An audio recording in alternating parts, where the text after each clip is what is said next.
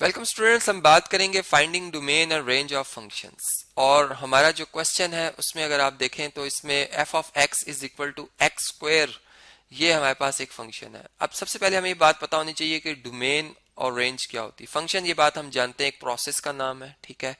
और इसमें जारी बात है कि जब एक प्रोसेस है तो उसके लिए हमें इनपुट और आउटपुट रिक्वायर होती हैं। जो इनपुट है हमारे पास वो इंडिपेंडेंट वेरिएबल होती हैं, लेकिन वो फंक्शन को देख के रखी जाती है। मतलब ऐसी इनपुट नहीं हम रखते जिससे कि हमारा जो फंक्शन है वो प्रोसेस ना करे या वो अनडिफाइंड हो जाए, ठीक है।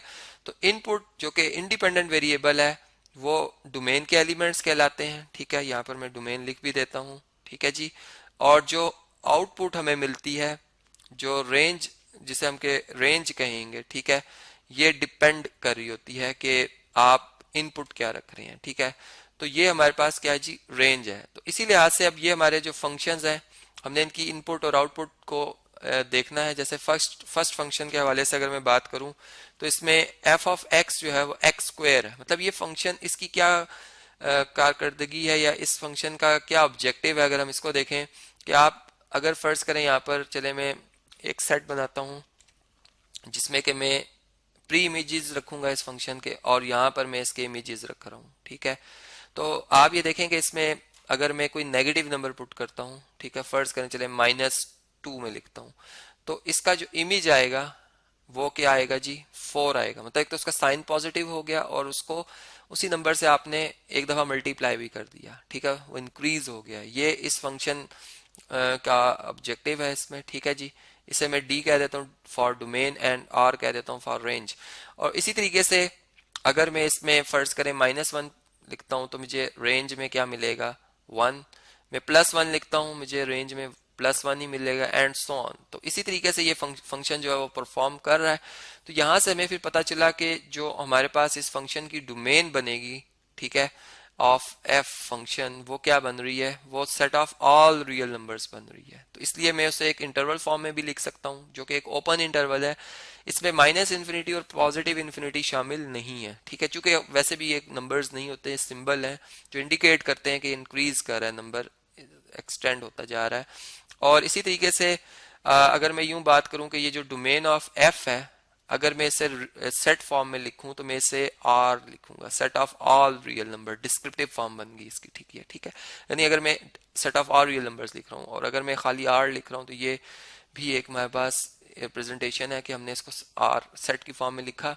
इसी तरीके से अब रेंज जो है, अगर इस फंक्शन की रेंज को देखा जाए तो हमने ये बात अंडरस्टैंड की कि इसमें नेगेटिव आंसर नहीं आएगा। मतलब आप चाहे जो मर्जी नंबर लिखें, नेगेटिव हो या पॉजिटिव, रेंज हमें इसकी वैल्यू जो है हमें हमेशा पॉजिटिव मिल रही है। तो मैं यूं कहूंगा कि रेंज ऑफ एफ फंक्शन जो है उसमें उसमें तमाम रियल नंबर्स आ रहे हैं पॉजिटिव, ठीक है, तमाम real number positive real numbers. और इसमें हम यूनियन करेंगे किससे, जीरो भी आएगा इसमें, चूंकि पॉजिटिव रियल नंबर्स में जीरो शामिल नहीं होता। जीरो एक न्यूट्रल है उसका, ना वो नेगेटिव नंबर में शामिल होता है ना पॉजिटिव में, ठीक है। और अगर मैं इसे इंटरवल फॉर्म में लिखना चाहता हूं तो मैं लिखूंगा range of F is equal to एक क्लोज्ड इंटरवल यहां से बनाऊंगा, मतलब क्लोज्ड करूंगा यहां से इंटरवल को, जिसमें जीरो शामिल होगा, इससे लार्ज नंबर शामिल होंगे पॉजिटिव साइड पर, और इन्फिनिटी की तरफ हम मूव करेंगे। यानी इस इंटरवल को हम सेमी ओपन भी कह सकते हैं और सेमी क्लोज इंटरवल भी कह सकते हैं, ठीक है। तो इस तरीके से ये हमारे पास इस फंक्शन की डोमेन और रेंज आ गई। अब हम अपना नेक्स्ट जो बी पार्ट है इसको देख लेते हैं, जो कि एक स्क्वायर रूट फंक्शन है। और याद रहे कि जितने भी इवन रूट वाले फंक्शन होते हैं इनकी डोमेन जो है हमेशा हम मतलब 0 और 0 से बड़े नंबर रखते हैं, ठीक है, चूंकि ये अनडिफाइंड हो जाते हैं नेगेटिव नंबर्स पर। देखें, चूंकि ये स्क्वायर रूट की डेफिनेशन के तहत हमने चलना है, तो यहाँ पर अगर मैं x+2 को 0 के इक्वल लिखता हूँ, मीन्स के x को -2 लिखता हूं, तो मेरे पास f ऑफ -2 जो आंसर आता है वो square root of -2 + 2 square root of 0, जो कि 0 के इक्वल है, 0 आ जाता है। लेकिन अगर मैं x को -2 से कोई छोटा नंबर -3 पुट कर लेता हूं, ठीक है, तो मेरे पास f ऑफ -3 जो है वो क्या आता है, वो इक्वल टू आता है -3 + 2, और -3 + 2 जो है वो -1 के इक्वल है, जो कि कोई रियल नंबर नहीं है। मतलब रियल नंबर्स में किसी भी नंबर का स्क्वायर नेगेटिव नहीं होता, इसलिए -1 का स्क्वायर रूट एग्जिस्ट नहीं करता। ठीक है, तो इस वजह से अब डोमेन में चूंकि ये फंक्शन मेरा अनडिफाइंड हो रहा है,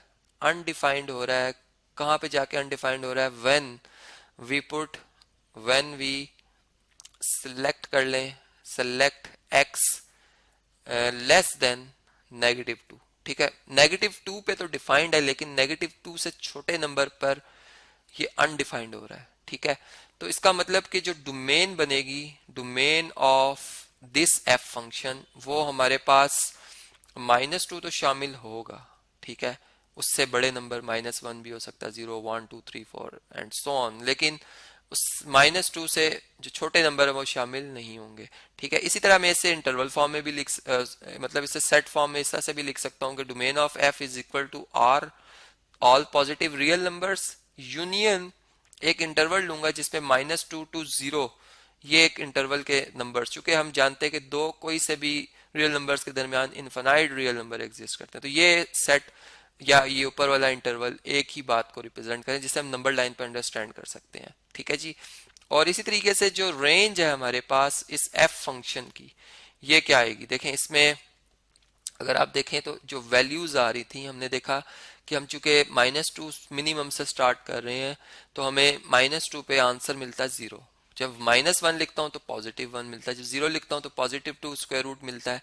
इस तरीके से वैल्यूज बढ़ रही हैं पॉजिटिव की तरफ, तो इसका मतलब कि हमें रेंज में जो आंसर मिलेगा 0 मिलेगा, 1 2 3 4 5 एंड सो ऑन इंक्रीज करता रहेगा पॉजिटिव इन्फिनिटी की तरफ। तो ये इंटरवल फॉर्म हो गई। ठीक है, या मैं इस तरह भी कह सकता हूं कि रेंज ऑफ f जो है, f फंक्शन जो है, इसको अगर सेट फॉर्म में लिखूं तो all real numbers, positive real numbers union एक सिंगलटन सेट जिसमें कि 0 शामिल है। ठीक है, तो इस तरीके से हम ये जो इस फंक्शन की रेंज है उसको हम समझ सकते हैं। ठीक है, उसको फाइंड कर सकते हैं। इसी तरह लास्ट में हमारा एक फंक्शन है जी, जिसमें कि f of x is equal to है 1/x+5। ठीक है, अब चलें इस फंक्शन की डोमेन और रेंज को देख लेते हैं कि ये क्या आएगी। ठीक है, तो देखें इस फंक्शन में हमने बात नोट की कि जब 1 को आप 0 से डिवाइड करते हैं या किसी भी नॉन जीरो नंबर को 0 से डिवाइड करते हैं, डिनोमिनेटर में जब भी 0 आता है तो आपका आंसर अनडिफाइंड हो जाता है। ठीक है, अनडिफाइंड हो जाता है, तो इसका मतलब कि हमारा फंक्शन अनडिफाइंड कहाँ हो सकता है। अगर हम इसको वैसे स्टडी करें तो हम देख रहे हैं वी सी डैट के फंक्शन जो है कि f ऑफ x जो है इज अनडिफाइंड व्हेन जो हमारे पास x+5 है ये 0 हो जाए। ठीक है, मींस इधर से हम क्या बात जो है वो समझ सकते हैं कि अगर 5 को दूसरी साइड पे मूव किया जाए तो x इक्वल टू -5 आ रहा है। ठीक है, ये इक्वलेंट इक्वेशन मैंने बनाई, तो इसमें हमने देखा कि x-5 बेसिकली यहाँ पर लिखने से ये हमारा जो फंक्शन है ये हमें 1/0 आंसर दे रहा है, मतलब अनडिफाइंड आंसर दे रहा है। यहाँ पे अगर आप देखें लिखकर, चले मैं इसमें पहले इसको लिख देता हूँ कि f of -5 is equal to 1/-5 जो कि 1/0 बन गया, जो अनडिफाइंड है। इसका मतलब ये हुआ कि हम इस वैल्यू को अब नहीं लिख सकते डोमेन में। ठीक है, इसको निकाल देंगे, बाकी तमाम वैल्यूज पे ये फंक्शन हमें आंसर दे रहा है। पॉजिटिव भी आंसर आएगा, नेगेटिव भी आएगा। जारी बात है कि हम जब -5 से छोटे नंबर पुट करेंगे हमारा आंसर नेगेटिव में आना शुरू हो जाएगा। ठीक है, और इसमें अब एक और बात भी है कि चूंकि हमारा जो डिवाइजर है वो 1 ओवर है। ठीक है, 1/x+5, जितना हमारा डिवाइजर स्मॉल होता जाएगा उतना ही हमारा आंसर जो है वो लार्ज होता जाएगा। ठीक है, लेकिन देखिए -5 से जरा पहले -5 पॉइंट अगर मैं यूं कहूं, मतलब उससे जरा छोटा नंबर 1 लाख टाइम्स 0 और फिर 1 लिखा और उसका 5 से डिफरेंस लें। ठीक है, तो वो एक बहुत छोटा नंबर आएगा, जो कि किसी भी 1 को अगर बहुत छोटे नंबर से डिवाइड करेंगे तो इसका बहुत बड़ा आंसर आएगा। इस वजह से हमें बड़ी वैल्यूज भी मिलेंगी और छोटी वैल्यूज भी मिलेंगी। ठीक है, यहाँ पे बात क्लियर है। तो डोमेन ऑफ f फंक्शन जो है अगर आप देखें तो इसमें तमाम रियल नंबर्स आएंगे सवाए किसके जी, मतलब हमने इसमें क्या नहीं लिख रहे, -5 नहीं लिख रहे। ठीक है, इसको हम निकाल रहे हैं। और इसी तरीके से अगर हम रेंज की बात करें तो रेंज में हमें जीरो नहीं मिल सकता। देखें जीरो उसी वक्त मिलता है जब आप किसी नंबर को जीरो से मल्टीप्लाई करते हैं, ठीक है। तो रेंज ऑफ एफ में ऑल रियल नंबर्स आएंगे लेकिन जीरो नहीं आएगा।